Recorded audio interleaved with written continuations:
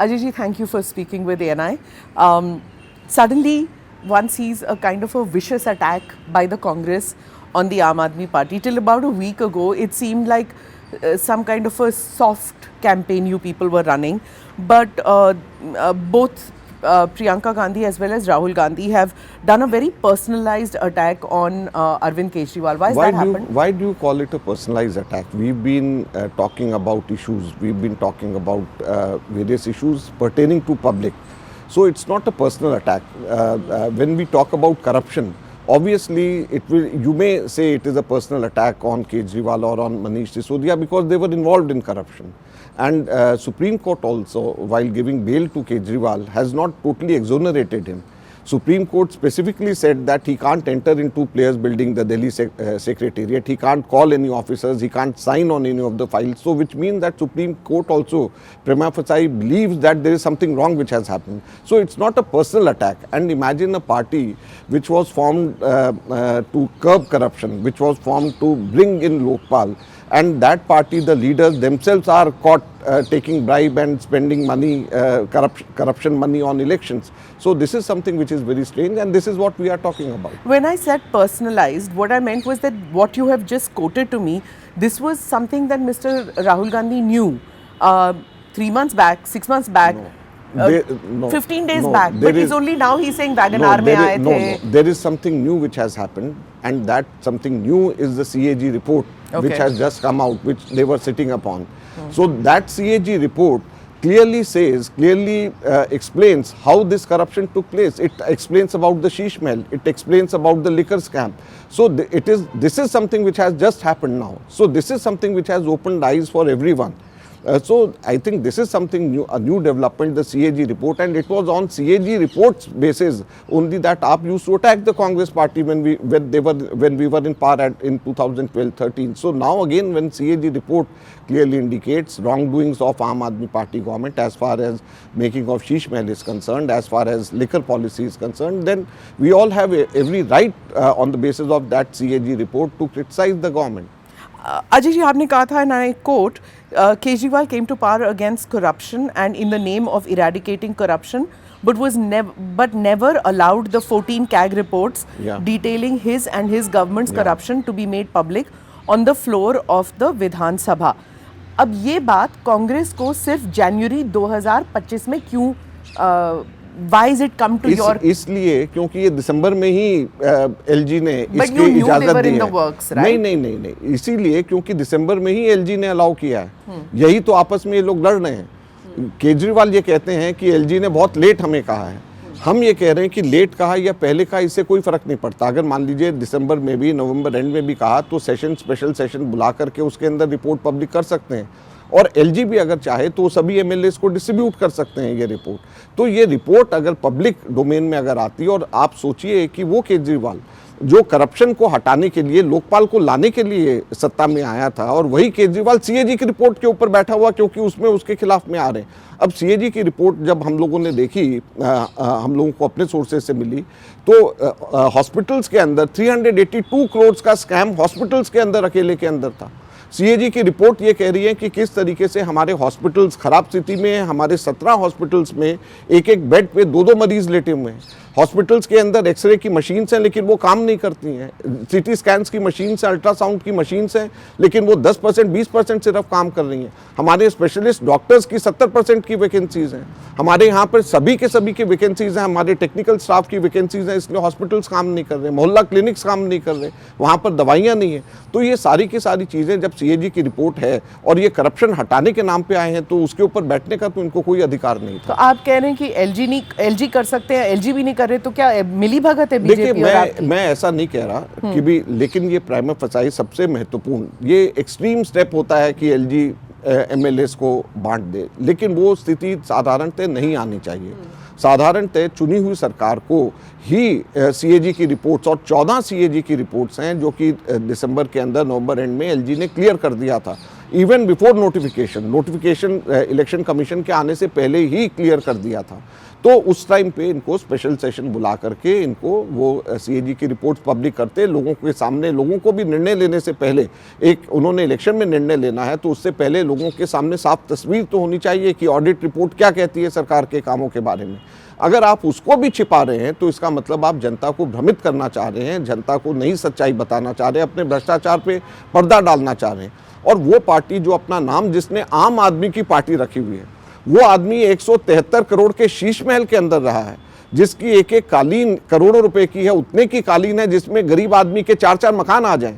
वैसे शीश महल के अंदर जो आदमी रह रहा है और सीएजी की रिपोर्ट कह रही है और उस सीएजी की रिपोर्ट को वो पब्लिक नहीं कह रहा, तो क्या ये भी भ्रष्टाचार नहीं है क्या?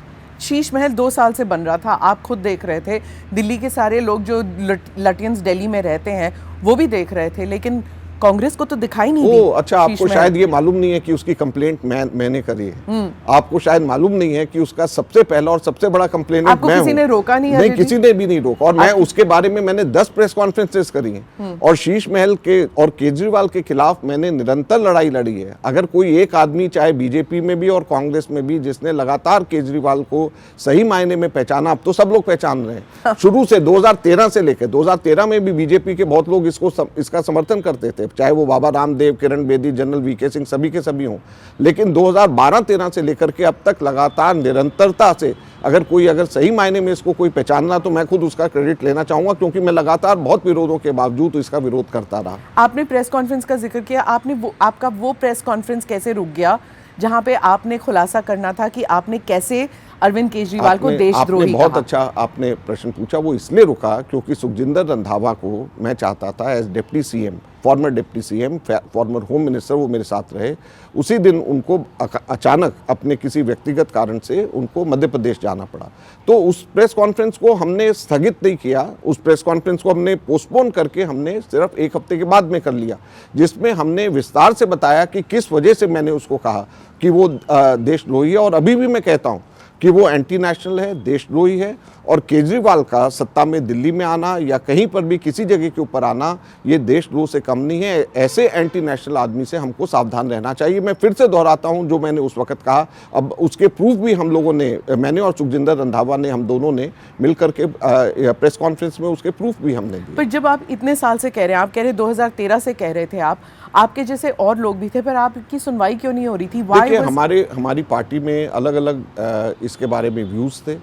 मेरा शुरू से ही मानना था, मैंने हमेशा ये कहा है कि मेरी निजी राय है कि 2013 में हमको इसको बाहर से समर्थन हमने किया तो दिल्ली की जनता को उसका नुकसान हुआ, क्योंकि दिल्ली की जो डेवलपमेंट शीला दीक्षित जी की सरकार के दौरान हो रही थी, वो एकदम से उसके ऊपर ब्रेक लग गया। कैपिटल एक्सपेंडिचर हमारे यहाँ पे कम हो गया, बसेज हमारी कम हो गई दिल्ली के अंदर, हमारे स्कूल्स हमारे कम हो गए, बच्चे सरकारी स्कूल्स में पढ़ने कम हो गए, हॉस्पिटल्स नए बनते थे वो बनने बंद हो गए, सड़कों में गड्ढे हमारे पड़ गए, मेट्रो की रफ्तार जिस तरीके से थी वो हमारी कम हो गई, पब्लिक ट्रांसपोर्ट खराब होने की वजह से एयर पोल्यूशन हमारा बढ़ गया। हमारे उस वक्त जो है 2016 के अंदर 18% से 27% total transport sector air pollution का जिम्मेवार होता था।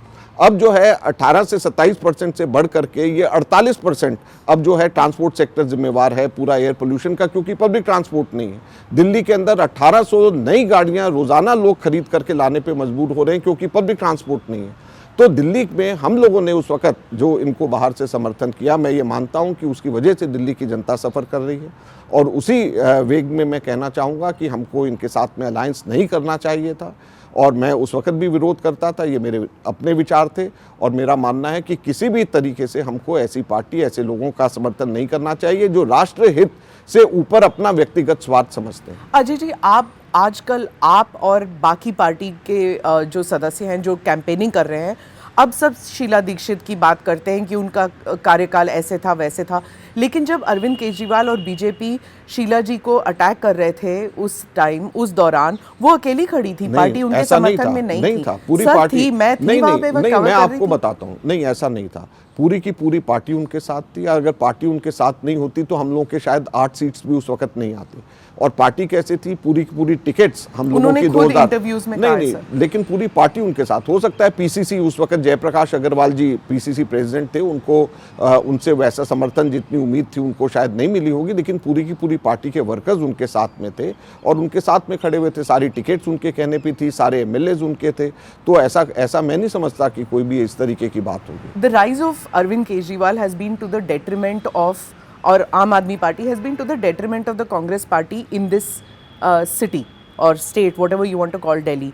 क्या ये बात आपको 2013 या आपकी पार्टी में 2013 से पता नहीं लगा था? देखिए, उस वक्त तो एक समय पे तो शीला जी भी इस चीज़ के खिलाफ नहीं थी, सपोर्ट करने के। एक वक्त वो भी ऐसा था कि जब वो भी खिलाफ में नहीं थी, सभी लोगों की एक राय थी कि इसको बाहर से समर्थन देना चाहिए। और उस वक्त मैं भी उनका केजरीवाल का उस वक्त भी मैं विरोध कर रहा था। लेकिन मैं समझता हूँ कि जैसे अलग अलग समय पे अलग अलग पोजीशंस लेती है पार्टी, अलग अलग लोग अपने डिसीजंस लेते हैं, तो विवेक के अनुसार, अपनी सोच के अनुसार लेते हैं।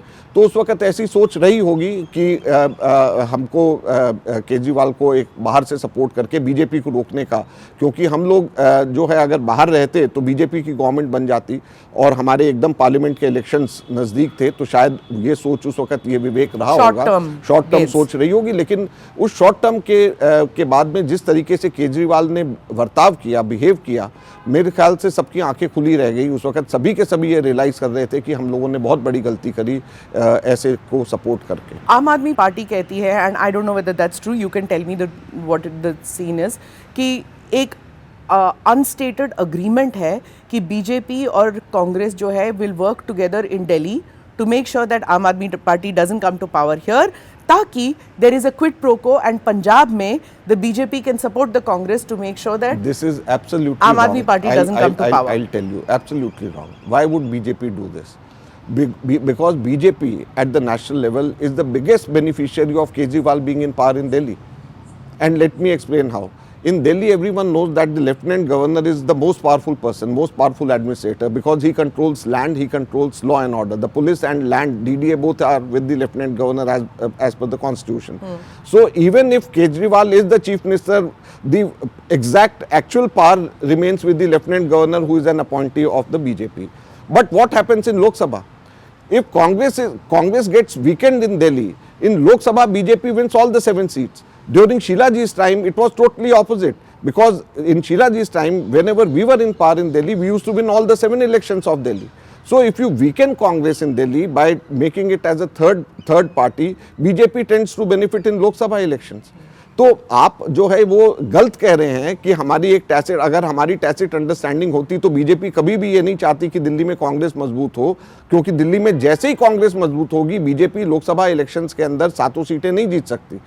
अब जब से केजरीवाल आए हैं 2013 से लेकर के अब तक के 3 इलेक्शंस में, तीनों में वो जीते और तीनों के अंदर बीजेपी 7 की 7 सीट्स जीत रही है। हमारे समय में, शीला जी के समय पे, जब कांग्रेस दिल्ली में जीतती थी तो लोकसभा 7 जीतती थी। तो लोकसभा में बीजेपी को फायदा हो रहा है इनके जीतने से, और दिल्ली में वैसे ही उनकी अपनी सरकार है क्योंकि एलजी उनका है।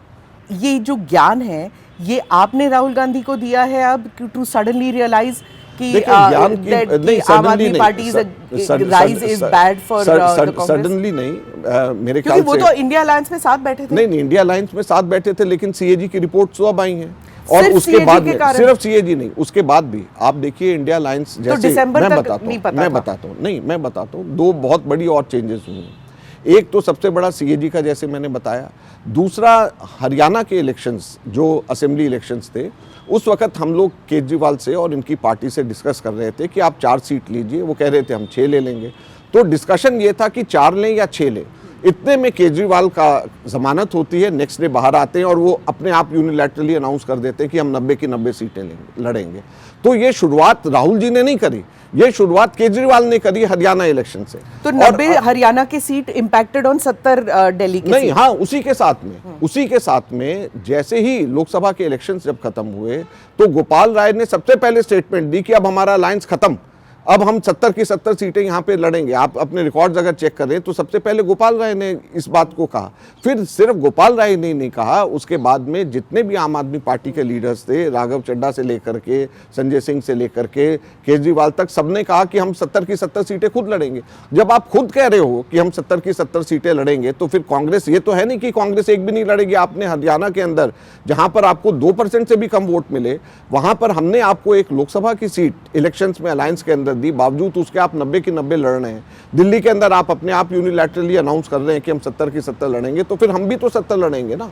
अलायंस तो उन्होंने तोड़ा है, तो आप राहुल जी के ऊपर ये नहीं कह सकते अलायंस उन्होंने तोड़ा। फिर राहुल जी ने जब सीलमपुर की मीटिंग करी, कोई पर्सनल अटैक नहीं, कोई करप्शन की बात नहीं, जैसे ही करके निकले इनकी ट्वीट आ गई कि राहुल जी तो अपनी पार्टी को बचाने निकले, हम देश को बचाने निकले। क्या ये अपनी पार्टी को नहीं बचा रहे? आज सबको मालूम है कि दिल्ली के अंदर केजरीवाल हारते ही, आम आदमी पार्टी के हारते ही ये पार्टी खत्म हो जाएगी। और भ्रष्टाचार के अंदर ये खुद जेल में रह करके कैसे पार्टी खत्म हो जाएगी? पंजाब में तो है ना। पंजाब में कहाँ है पार्टी? पंजाब में तो उनके दो दिन के अंदर पंजाब में सबके सब लोग भागेंगे। पंजाब में इतने बुरे हाल हैं, आज 11 पुलिस स्टेशन में पिछले 2 महीने से ग्रेनेड अटैक्स हो रहे हैं। वहां पर आज जो है भगवंत मान एक जगह के ऊपर तय करते हैं कि हमने 26 जनवरी को झंडा लहराना है, वहां पे एक दिन पहले आकर खालिस्तान अपना झंडा, खालिस्तानी सपोर्टर्स लगा देते हैं। इनको शिफ्ट करके पटियाला भागना पड़ता है। ये पंजाब के हालात इन लोगों ने पिछले 2-3 महीने के अंदर बना दिए। मैं दिल्ली पे वापस आती हूँ, ऐसे क्यों है Ajay ji that India alliance के पार्टनर्स को आपने रीच आउट नहीं किया? क्योंकि अगर रीच आउट किया होता, व्हाई इज इट दैट तेजस्वी हो या अखिलेश हो वो कैंपेन कर रहे हैं आम आदमी पार्टी के लिए? जो हमने सबको, आप ऐसा क्यों कह रही हैं कि रीच आउट नहीं किया? मैंने आपको नहीं, मैंने बिल्कुल, हमने सबको रीच आउट किया, सबको कहा कि आप हमारे साथ में चले या न्यूट्रल रहें। यही नहीं, हमने इनको भी, केजरीवाल को भी, नहीं उन्होंने नकार दिया आपके रिक्वेस्ट को? हमने बिल्कुल, तभी तो उनके साथ में लगे। अभी हमने सिर्फ उनको रीच आउट नहीं किया, हम लोगों ने केजरीवाल को भी रीच आउट किया। आपको याद होगा अभिषेक सिंघवी और सप्पल हमारे जाकर के हम लोगों ने भी बात करी कि भी आप अलायंस करिए यहाँ पे दिल्ली के अंदर हमारे साथ, लेकिन उन्होंने अलायंस के लिए मना कर दिया। हरियाणा में, जैसे मैंने आपको कहा, मैं तो हरियाणा में स्क्रीनिंग कमेटी चेयरमैन था, हम उनसे डिस्कस कर रहे थे। रात को बात होती है कि हम कह रहे थे कि 4 सीट्स हैं, ये हुड्डा जी से बात हुई, उन्होंने कहा ये 4 दे दें। उन्होंने कहा 4 नहीं, हमको 6 चाहिए। हमने कहा कोई बात नहीं, आप ये 6 मांग रहे हैं, हम डिस्कस करते हैं, अपने लोकल लीडर से बताते हैं। इतने में केजरीवाल जी की जमानत हो जाती, बाहर आकर के अपने आप कहते हैं कि हम 90 की 90 सीटों पे लड़ेंगे। तो पीठ पीछे छुरा तो इन लोगों ने सबसे पहले और फिर ऐसा क्यों आम आदमी पार्टी ने भी रीच आउट किया? ऐसा क्यों है कि तेजस्वी हो जाए, अखिलेश हो जाए, या फिर आदित्य ठाकरे हो जाए, या ममता बनर्जी हो जाए, सबके सब जो है they are willing to support? ये तो आपको उनसे पूछना चाहिए। जहां तक कि हमारी बात है, हम आपको ये कह रहे हैं कि हमने सारे अलायंस पार्टनर्स को अप्रोच किया। हम ये कह रहे हैं कि हमने केजरीवाल जी से भी अप्रोच किया कि आप हमारे साथ में, हमारे लोकसभा के अंदर 3 और 4 पे हम लड़े थे, बावजूद इसके कि हरियाणा के अंदर आपकी 2% वोट्स आई, हमने आपको 1 लोकसभा हमने दिया। तो अभी भी हम लोगों के अलायंस होने चाहिए। तो इन सब चीज़ों के बावजूद, is it right then what Omar Abdullah से, इसकी अगर इंडिया अलायंस है ही नहीं तो फिर डिसबैंड कर लो इसको? देखिए, उमर अब्दुल्ला क्या कहते हैं उसके ऊपर नहीं जाना चाहते, क्योंकि उमर अब्दुल्ला अब जो है स्टैंड जो ले रहे हैं चीफ मिनिस्टर बनने के बाद में, क्योंकि वो यूनियन टेरिटरी है, हम उनकी मजबूरी समझ सकते हैं। नहीं, पर आप उनके साथ अलायंस में लड़ रहे थे, हम उनकी मजबूरी समझ सकते हैं, लेकिन 3 महीने पहले तो आप अलायंस में तो हम उनके अभी मंत्रिमंडल के पार्ट तो नहीं है ना। तो हम मंत्रिमंडल के पार्ट तो नहीं है ना, तो मंत्रिमंडल के पार्ट तो नहीं है ना मैडम। तो आप जो है, जो फर्क है पहले और अब में, वो भी तो आप देखिए जी। अच्छा, एक और बात पूछना चाहूंगी कि आप Kharge ji, Rahul Gandhi, Priyanka Gandhi, why didn't they join the Nyay Yatra जो संदीप दीक्षित निकाल रहे थे? they were not part, the Congress of the Delhi unit. नहीं, संदीप दीक्षित ने न्याय यात्रा नहीं निकाली। जो दिल्ली यूनिट आपकी जो दिल्ली यूनिट ने जो निकाला, उसके अंदर मैं भी था। As treasurer I am number 2 in the party. Sukhvinder Sukhu आए वहाँ पे, हमारे दूसरे चीफ मिनिस्टर्स हमारे वहाँ पर आए, ये सबके सब लोग आए हमारे वहाँ पे। So why weren't the leadership involved? इसलिए कि हम लोगों को लग रहा था कि उस वक्त कि अलायंस हो सकता है हमारा। और जैसे मैंने कहा कि हम लोग आखिर टाइम तक के अलायंस की हम लोग कोशिश करते रहे, और अलायंस अगर हो जाता तो उस वक्त अलायंस के लिए नेशनल लेवल के ऊपर कोशिश हो रही होगी, तो इस वजह से शायद नहीं आए होंगे। अजय जी, आप ट्रेजरर है, your party is in power only in 3 states, how are you fighting the elections, where is the money coming from? नहीं नहीं, व्हाट डू यू मीन कि जहां पार्टी पावर में ज्यादा होती है तो वहां से ज्यादा, ऐसा नहीं है, ऐसा नहीं है। लोग पार्टी को पैसे देते हैं, हमारे वर्कर्स हमारे को पैसे देते हैं और हम कम खर्चे में लड़ते हैं। बीजेपी ने हमारे से 6-7 गुना ज्यादा पैसा खर्च किया लोकसभा इलेक्शंस में, लेकिन हमारे से 6-7 गुना ज्यादा सीट्स थोड़े उनको मिली। हमारे 100 सीट्स हम लोगों की आई तो उनकी 240 समथिंग आई, लेकिन उन्होंने हमसे 6-7 गुना ज्यादा पैसा खर्च कैसे, किया। किस, how are they spending more and you spending less? भाई वो लोग रूलिंग पार्टी जो है उन्होंने तो इलेक्शन कमीशन को, बड़ी होती है नहीं कुछ नहीं, इलेक्शन कमीशन को, वो आप सब लोगों को, मीडिया को ज्यादा पैसे देते हैं तो इसलिए उनके ज्यादा पैसे खर्च होते हैं, वो अपनी एडवर्टीजमेंट में ज्यादा पैसे खर्च करते हैं। सीधी बात है। मीडिया तो वही रो रही है ना कि पैसे तो आ नहीं रहे बीजेपी से, कोई नहीं, they've gone black। नहीं तो पैसे तो आम आदमी पार्टी खर्च कर रही है ना, आम आदमी तो जो एडवर्टीजमेंट पे खर्च कर रही है पंजाब गवर्नमेंट से, आम आदमी खर्च कर रही है दिल्ली गवर्नमेंट से, गवर्नमेंट के पैसे लगा करके वो पैसे खर्च कर रहे हैं और अपनी पार्टी थोड़े खर्च कर रही है, तो गवर्नमेंट के पैसे खर्च कर रही है। Is it true that the India Alliance doesn't want the Congress party to become a larger figure in the India Alliance, and Delhi winning will make it one more state? I don't think so. That is in anyone's mind. I don't think so. Because our partners in India Alliance, they are not so self-centric that they would work something detrimental against. So all politicians are self-centered. No, Which but political not party? Politician, but it is a political party. But Political they party. may be. But for everyone, the common enemy for which the India Alliance was formed was the NDA.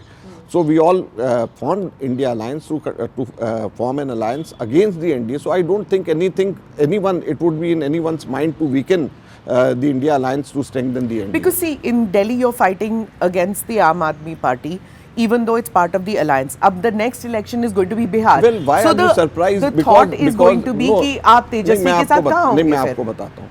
The biggest difference is that Delhi is a sequel to Punjab. In Punjab, we have already fought a very strong battle against the Aam Aadmi Party, even in Lok Sabha elections. So, with Aam Aadmi Party, you shouldn't compare it with the other alliance partners, because Aam Aadmi Party has existence only in Delhi and in Punjab. In Punjab, we've already fought a very strong battle against RJD has no presence anywhere other than Bihar. So that is why I don't think there'll be any problem with RJD, and there'll be no fallout impact of our not having alliance with AAP. So it will have no fallout on Akhilesh campaigning for Aam Aadmi Party? I don't think so. In Uttar Pradesh? It's his decision, because Aam Aadmi Party, as I said, doesn't have any impact outside Delhi or Punjab. In Punjab, we already fought against AAP earlier. So no one should be surprised when we are fighting against AAP in Delhi also, because in Punjab also we fought against Ajay ji, it looks quite impossible that you're going to be forming a government in Delhi. Percentage wise आपकी शायद increase हो जाए, but realistically speaking it doesn't look like a chief minister is going to come from the Congress party. So what is the aim of the Congress in this election? Listen, when Kejriwal first contested in 2013, no one gave Kejriwal a chance to form a government, but still he managed 28 seats and he was able to become the chief minister of Delhi. So who knows what will happen if suppose Sandeep Dixit defeats Kejriwal, which is a possibility. Everyone says that this may happen. So who knows what will happen tomorrow in Delhi. Is that the most interesting constituency as far as the Congress is concerned? It is not the only one. You would see surprising results in a large number. More than 24 constituencies will give up. तो realistically आप कितने votes, कितने seats? देखिए, हम लोग जो हैं, अच्छे से हम लोग ये समझते हैं कि हमारे बगैर और हम लोग जो हैं खुद अपने आप सरकार बनाने की स्थिति में आएंगे. So आपने हमारे बगैर का, इज देयर अ पॉसिबिलिटी कि अगर आम आदमी पार्टी को अगर requisite, सुन लीजिए, अगर requisite number of seats ना मिले, that you could again rethink देखिए, to form a government with them? हम नंबर 1 या नंबर 2 पे हैं, तो हम लोगों का ही चीफ मिनिस्टर बनेगा. नंबर 3 पे बीजेपी है, नंबर कोई भी होगा, हम नंबर 1 या नंबर 2 पे हैं और हमारा ही चीफ मिनिस्टर बनेगा. आप देखिएगा, इसीलिए मैंने हमारे बगैर बोला है कि चीफ मिनिस्टर कांग्रेस का ही बनेगा.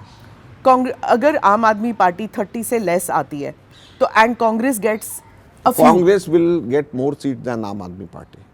Congress will get more seats than Aam Aadmi Party. That's a very ambitious target. Just there are a number of people who are saying that the Purvanchal voters are going to be the decision makers which way it will go. What is your view about this? Well, Purvanchal voters, they don't take a decision as Purvanchal voters as a whole. Okay. Purvanchal voters take a decision based on class, based on what which class they represent. Like we've got Purvachalis who are government servants also, civil servants. We've got Purvachalis who are who work in corporate sector. We have Purvachalis who live in slums, who live in unauthorized colonies, who are street vendors. So there are different kinds of Purvachali votes, and they are not only Purvachalis. We've got people from Haryana also who live along with them in the same segment. So in Delhi, the vote doesn't take place on basis of caste. It doesn't take place based on from where you come. It takes place on the basis of which segment of the society you represent. What is your occupation? All government employees will vote in one direction. All street vendors will vote. All small shopkeepers, they will vote in one direction. Come what may, from wherever they would have come. The reason I'm saying this is because the BJP says is that don't forget कि जब COVID हुआ था तो अरविंद केजरीवाल ने कहा था about the पूर्वांचलीज कि ये लोग जो है, and not just BJP, the JDU is also saying this, that जब पूर्वांचली वोटर जो है, पूर्वांचलीज जो थे कोविड के दौरान, उन्होंने बसों में भर के वापस भेजा था एंड कहा था कि वो लोग आते हैं एंड सस्ते में यहाँ पर मेडिकल ट्रीटमेंट करते हैं. So the Purvanchalis have this angst. देखिए, इसमें सिर्फ पूर्वांचलीज नहीं थे. जैसे मैंने कहा कि जो उस टाइम पे स्ट्रीट वेंडर्स या मजदूर थे, तो वो राजस्थान से भी आते हैं, वो हरियाणा से भी आते हैं, वो बाकी जगहों से भी, उड़ीसा से भी आते हैं, पूर्वांचल से भी आते हैं, सब जगह से आते हैं. तो जाहिर बात है, वो ठीक बात है कि उस वक़्त लोगों के दिमाग में जिस तरीके से दिल्ली में किया, इसी तरीके से माइनॉरिटीज़ में भी सोच है कि मरकज़ में मुस्लिम्स को जिस तरीके से सेग्रीगेट करके उस वक़्त जो स्टेटमेंट्स इन्होंने दिया था कि ये मुस्लिम्स आते हैं मरकज़ में और यहाँ से निकल के पूरे देश भर में फैलते हैं और उस वजह से कोविड होता है, तो मुस्लिम्स में भी ये एंग्स्ट है. तो सिर्फ ये कोविड को जिस तरीके से इन्होंने किया, और सीएजी की रिपोर्ट भी ये कहती है कि 56% पैसा जो सेंटर से इनको मिला था ये खर्च ही नहीं कर पाए. तो आप हैरान होंगे कि दिल्ली के अंदर कोविड में एक तरफ लाशें बिछी हुई थी और दूसरी तरफ जो पैसा सेंटर से मिल रहा था, या जो हेल्थ सेक्टर में पैसा था, 250 करोड़ रुपया हेल्थ सेक्टर में इनके 4 साल कोविड से पहले और आगे ये खर्च ही नहीं कर पाए. सेंट्रल गवर्नमेंट ने 650 करोड़ के करीब दिए थे, 56% पैसा इनसे खर्च ही नहीं हो पाया. तो ये इस तरीके की सरकार थी. इनके मोहल्ला क्लिनिक सारे के सारे उस वक्त कोविड के दौरान बंद थे. ऑक्सीजन के प्लांट्स ये लोग नया नहीं लगा पाए. आईसीयूज इनके काम नहीं कर रहे, अभी भी नहीं काम कर रहे, जो सीएजी की रिपोर्ट. सर, आपने मुसलमान वोटर के बारे में कहा, आपने अखबार में देखा होगा, कई सारे अखबार में एनालिस्ट कह रहे हैं that Congress in this city has been just reduced to the Muslim votes to come. Muslim voter for the past 3 elections has moved from the Congress, which was traditionally the Congress voter base, has moved away from the Congress to the Aam Aadmi Party. क्या आपका concentration has been limited to just getting the मुसलमान voter back to your fold? आप इसको जो है पूरे efforts को आप बड़ा लिमिट कर रहे हैं. अब आप देखिए, संदीप दीक्षित अगर नई दिल्ली से अच्छा करेंगे, यहाँ पे तो मुस्लिम वोट्स नहीं है ज़्यादा. अभिषेक दत्त कस्तूरबा नगर से अच्छा कर रहे हैं, वहाँ पे तो मुस्लिम वोट्स नहीं है. बादली से देवेंद्र यादव अच्छा कर रहे हैं. हाँ, तो 8 कॉन्स्टिट्यूएंसीज ऐसी हैं जहाँ मुस्लिम वोट्स का इम्पैक्ट है. लेकिन कांग्रेस के हम लोगों की अपनी असेसमेंट है कि हम 25 to 30 कॉन्स्टिट्यूएंसीज ऐसी हैं जहाँ पर हम लोग जो हैं अच्छे खासे वोट्स हम लोग लेकर के आ रहे हैं, जहाँ पर अच्छे खासे मीन्स हम जीत भी रहे हैं और हमारे मिनिमम हमारे 30% वोट्स हमारे 25 to 30 कॉन्स्टिट्यूएंसीज ऐसी हैं. तो अगर ऐसा है जो हम हमारे अपने सर्वेज में, तो it is not just because of Muslim votes and because of Dalit votes. हम लोगों ने देखा है कि लोग गवर्नेंस के तर्ज पे वापस याद कर रहे हैं कि जो कांग्रेस की गवर्नेंस थी, गुड गवर्नेंस थी, जो अच्छा काम किया, जिस तरीके के लीडर्स हम लोगों के हैं जो गवर्नेंस की बात करते हैं, तो लोग उसको वापस याद कर रहे हैं और कांग्रेस को वापस लेकर के आना चाह रहे हैं. सर, थोड़ी देर पहले Arvind Kejriwal has raised concern about the EVMs. About half an hour or 1 hour before that, Rahul Gandhi ne in the Lok Sabha in his speech talked about the election commission not giving the real data on Maharashtra election. In दोनों पे पूछूंगी. These are two different things. But what I'm saying is, it's about the election machinery in this country. Will the Congress party accept the results of the elections, of the voting that happens in Delhi as free and fair and even as a level playing field? देखिए, ये दोनों 3 अलग अलग चीज़ें हैं. एक तो EVM अलग है, और वोटर्स लिस्ट की प्रिपरेशंस और वोटर्स लिस्ट को बनाना ये अलग है, और तीसरा क्या हम एक्सेप्ट करेंगे या नहीं करेंगे ये थर्ड डायमेंशन तीनों है। पे बताइए। तीन अलग अलग चीज़ें। देखिए, ना एक्सेप्ट नहीं करने का तो कोई मतलब ही नहीं होता। हम डेमोक्रेसी में रह रहे हैं, तो एक्सेप्ट नहीं करने का कोई मतलब नहीं है। हम लोग कॉन्स्टिट्यूशन को मानते हैं, और जो कॉन्स्टिट्यूशन के से फ्लो करके आएगा उसको नहीं मानने का कोई मतलब ही नहीं है। तो सबसे पहला तो ये है। दूसरा, ईवीएम में और इलेक्ट्रॉल रोल्स को मैनिपुलेशन में, दोनों में बहुत फ़र्क है। जो राहुल जी जो बोल रहे हैं कंसिस्टेंटली अभी, वो ईवीएम्स के बारे में नहीं है, नहीं, वो लिस्ट के बारे में है कि कुछ जगहों के ऊपर एकदम से क्यों बढ़ जाता है।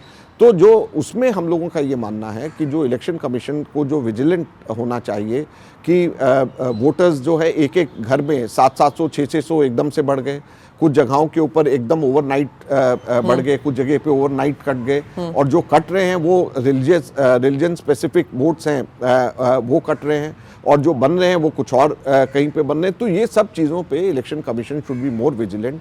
एक कमेटी भी बनाई है, ईगल कमेटी एम्पावर्ड ग्रुप का, तो उसमें मैं भी उसका मेंबर हूँ। तो हम लोग इसको महाराष्ट्र को भी हम देखेंगे और दूसरी स्टेट्स को भी देखेंगे, लेकिन ईवीएम अलग है, ये अलग है। और तीसरा, जो भी रिजल्ट्स आएंगे, जैसे मैंने कहा कि ये संविधान हमारे लिए सबसे महत्वपूर्ण है, उस संविधान के तहत कुछ भी होगा तो हम लोग तो उसको मानेंगे।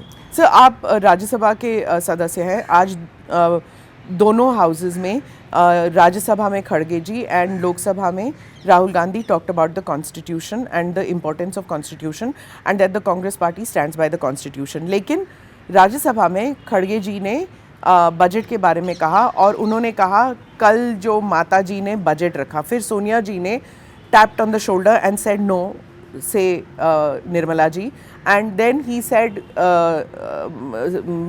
निर्मला जी ने जो बजट रखा, do you think that was wrong? देखिए, इसमें कोई मर्यादा के खिलाफ नहीं, था। ऐसा है कि माता जी कहना किसी को भी मदर फिगर के तरीके से कहना, मैं नहीं समझता कि उसके ऊपर किसी को भी कोई आपत्ति होनी चाहिए। So you think it's colloquial Hindi? नहीं, वो देखिए, वो ट्रांसलेट करते हैं, मतलब उनकी अपनी भाषा आपसे बेहतर कोई नहीं समझ सकता। अपनी भाषा कन्नड़ है, उसको जो है वापस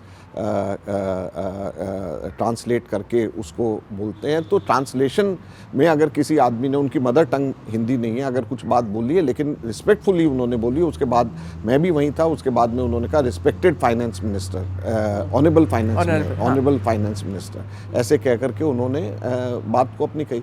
तो ये सब चीज़ें देखिए, उनकी बात का सब्सटेंस देखना चाहिए। उन्होंने अनएम्प्लॉयमेंट की बात करी, उन्होंने रुपए की डिवैल्यूएशन की बात करी, उन्होंने गरीब लोगों की बात करी, उन्होंने दलितों की बात करी। तो जो सब्सटेंस की बात है उसको करनी चाहिए। बीजेपी की ये कोशिश होती है कि सब्सटेंस की बात को जो है वो दूसरी तरफ किसी एक छोटी सी चीज़ को पकड़ करके वहाँ पे डाइवर्ट करके फिर उसी की बात करते हैं, ये गलत है। उन्होंने जातिवाद के बारे में भी कहा, मनुस्मृति के बारे में कहा। So he was concentrating a lot, और उन्होंने ये भी कहा कि जो बीजेपी है, दे कम फ्रॉम अ बैकग्राउंड जहाँ पे कोई जेल नहीं गया। कांग्रेस पार्टी जो है, it is historically been a party which has fought for the nation, fought for the country and got independence for the country. Is that a message that you take to the voters of Delhi? Finally, I'm on asking. देखिए, ये भी एक है, बहुत सारी चीज़ें कांग्रेस की development हम लोगों ने जो करी है वो हम लोग लगातार बोलते हैं, लेकिन कांग्रेस की जो हिस्ट्री है, जिससे जो हम सबको जिस पे गौरव है, उस बात को तो हम लोग जनता के पास में जो भी इलेक्शन होगा बार बार अपने वर्कर्स के माध्यम से लेकर के जाएंगे। और हमें बड़ा गर्व है कि हम उस पार्टी का एक हिस्सा है जिस पार्टी ने देश के लिए, आज़ादी के लिए लड़ाई लड़ी, जिसके नेता जेल गए, कुर्बानी दी। आज़ादी के बाद भी हमारे प्रधानमंत्रियों ने किस तरीके से अपने शरीर पे गोलियां खाई, राजीव जी कैसे शहीद हुए। हम लोगों को इस बात का गर्व है, और ये हमें प्रेरित करती है कि हम अपने देश के लिए खड़े हों और देश के लिए आवाज़ उठाएं। इसीलिए तो हमें दुख होता है जब केजरीवाल, हमें नज़र आता है कि पंजाब के अंदर प्रो खालिस्तान फोर्सेस को आगे बढ़ा रहा है। इसलिए हम लोगों को दुख होता है, इसलिए हम लोग आगे बढ़ चढ़ करके कहते हैं कि ये एंटी नेशनल काम कर रहे हैं। और ये सिर्फ हम अब नहीं कह रहे, ये KPS गिल ने 2017 में कहा था कि Kejriwal is providing space for radical elements in Punjab which turned out to be prophetic। अब वो सारी चीजें हम देख रहे हैं कि हो रहा है पंजाब में। 3 साल से तो सरकार में है पंजाब में। It didn't strike you then? नहीं, अब शुरू हुआ ना, अब शुरू हुआ। हम तो पंजाब में हमारे सारे, हम तो ऑपोजिशन में हैं पंजाब में तो हम लगातार बोल रहे हैं। जब पन्नू ने भी कहा कि हमने $16 मिलियन हमने केजरीवाल को दिया चंदे के लिए रूप में, $16 मिलियन मतलब 128 करोड़ रुपया हम लोगों ने जब दिया, जब पन्नू ने कहा तो हमारे लोगों ने पंजाब असेंबली में शोर मचाया और उनको बोलने नहीं दिया और इन्होंने कोई जवाब भी नहीं दिया उसमें। तो हम लोग लगातार पंजाब में भी इस चीज़ को बोलते आ रहे हैं। पंजाब में हमारे ऑपोजिशन में हमारे प्रताप बाजवा, रंधावा, राजा वड़िंग, सबके सब लोग लगातार इनके खिलाफ में बोलते आ रहे हैं। Anyway, on that note, thank you so much for giving us the time and speaking, and all the best for the election. Thank you. Thank you. Thank you.